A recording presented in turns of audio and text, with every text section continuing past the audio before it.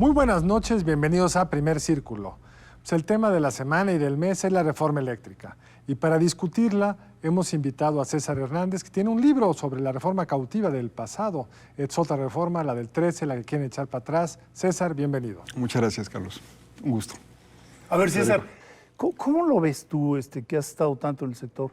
Pues mira, yo fui el primer sorprendido de la radicalidad de la reforma y del tiempo. O sea, finalmente estamos en un mundo que está concentrado en el tema de la transición energética. La COP26 está a la vuelta de la esquina, a final ¿Qué es esta de reunión mes. de cambio climático? Sí, la cumbre climática mundial, donde los diferentes países se ponen de acuerdo en aumentar sus ambiciones climáticas, y de repente sale una reforma que sí es muy radical. A mí no me parece exagerado el que tantos empresarios, tantos activistas ambientales se hayan alarmado.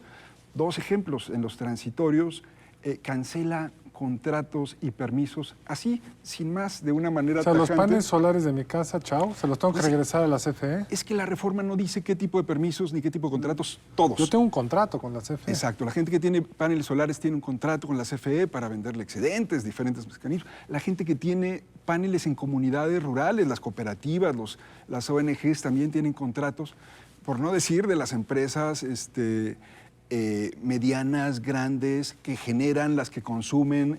Digamos, hay un ecosistema enorme que tiene contratos, todos esos cancelados. Además, el término es fuertísimo, ¿no? Ni siquiera se usa en Y derecho luego administrativo. Bartlett nos dijo que en reforma constitucional no importa que sea retroactivo, entonces no compensan a nadie. Que también es impresionante, cuando se hizo la nacionalización con López Mateos en 1960, en realidad subsistieron las empresas privadas por 15 años hasta que las acabó de adquirir el gobierno, porque no se le dio efectos retroactivos a la reforma. Aquí expresamente se está diciendo que se le va a dar efectos retroactivos, algo que viola o rompe con otro principio constitucional, que es que no vas a hacer cosas retroactivas en perjuicio de nadie, que está en el 14. Bueno, en esta sí, ¿no? Cancela el único instrumento que tiene México para promover la transición a energías limpias, que son los certificados de energía limpia. También otro transitorio. Son eso, porque la gente no entiende muy bien qué es eso. Además, dice la CFE, a mí no me los dieron, qué horror. O sea, ¿qué trata eso? Hay dos grandes sistemas en el mundo para que avancen las energías limpias.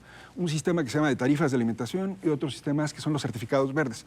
México instaló en la reforma del 13 un sistema de certificados verdes que se hacían a través de estos certificados de energías limpias.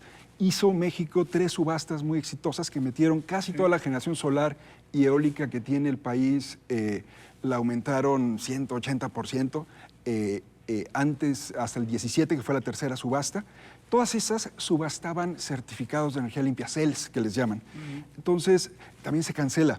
En Estados Unidos, nada más para darles una idea, el debate que ahora está haciendo Biden en el Congreso es para meter un sistema de certificados.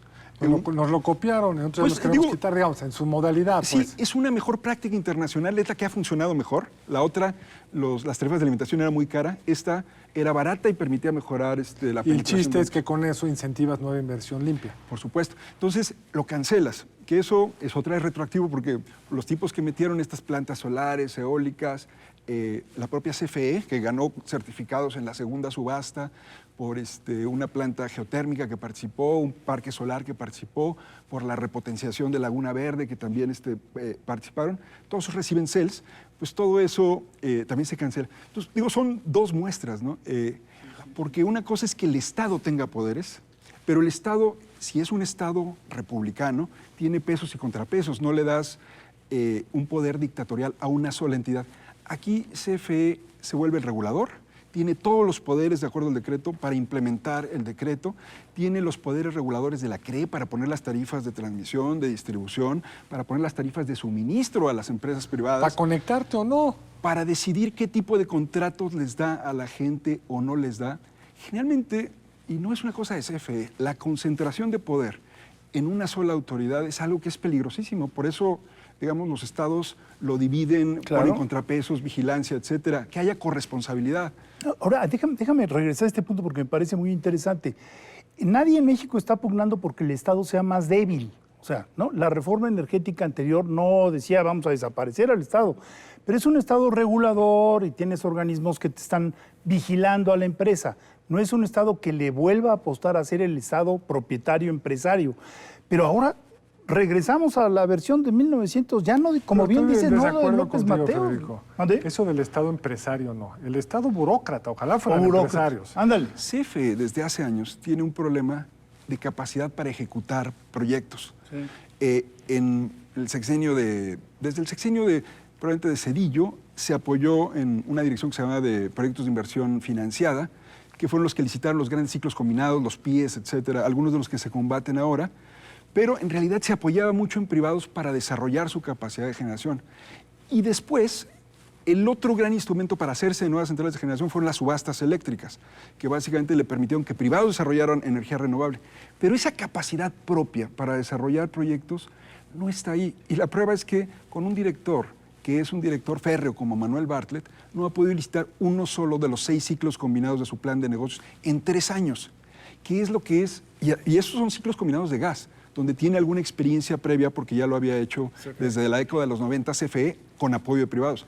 Ahora imagínate con las tecnologías renovables que no domina, que es realmente una empresa que va a tener que aprender mucho para poder desarrollar una expertise ahí, y que le estamos dando esa encomienda sobre la base de una promesa de que lo va a poder hacer cuando ni siquiera en lo que ha podido hacer ha sido capaz de hacer. La red de transmisión no ha construido un solo refuerzo de los que estaban previstos en los programas desde hace 6, 7 años. Entonces, sí hay, y eso hay que decirlo con todas sus palabras, hay mucha promesa de lo que quiere hacer, pero hay poca realidad en 3 años de gobierno.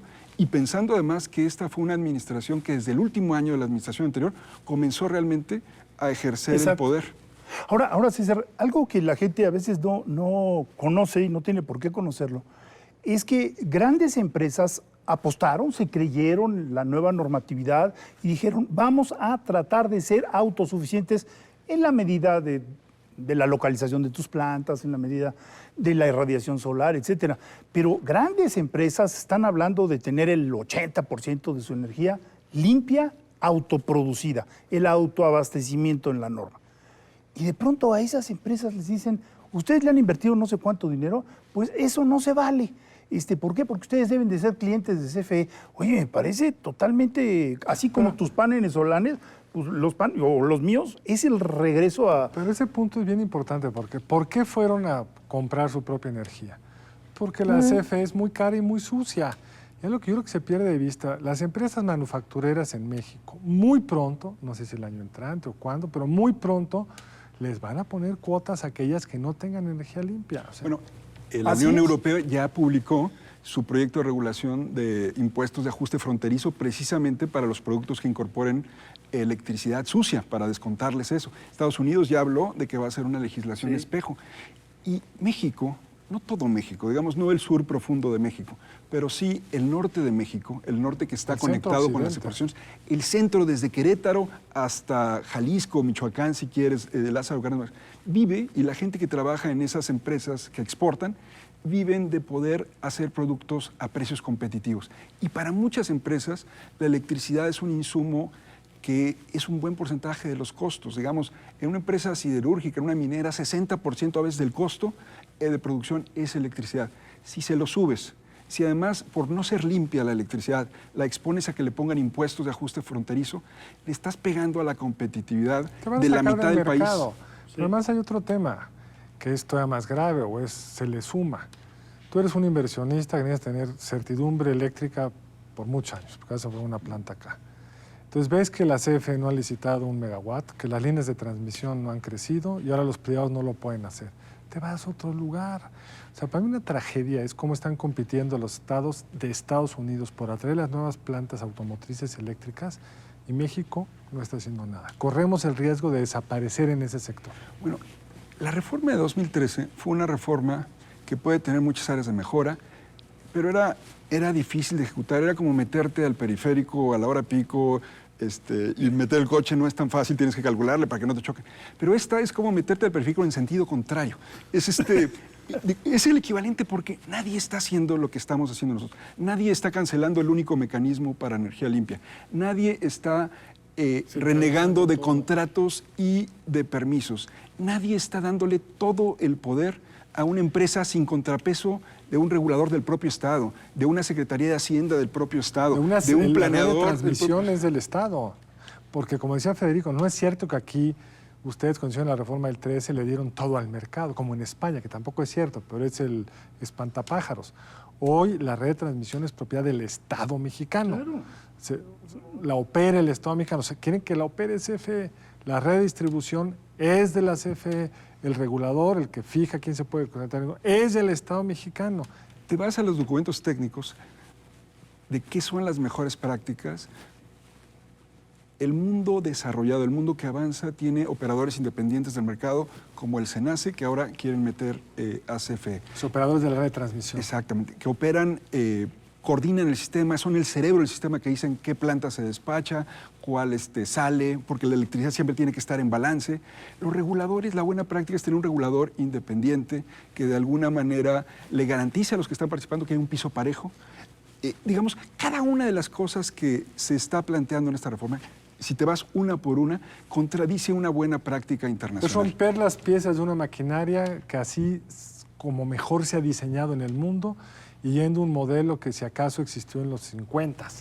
Y que es una maquinaria que es un engrane que es clave en una máquina más grande, que es la economía mexicana conectada Claro. con la globalización. México tiene un comercio exterior que por sí solo es mayor que el de el resto de los países de América Latina combinados. Nosotros somos como Alemania, somos un país que exporta, cuya industria está muy conectada con todo el mundo.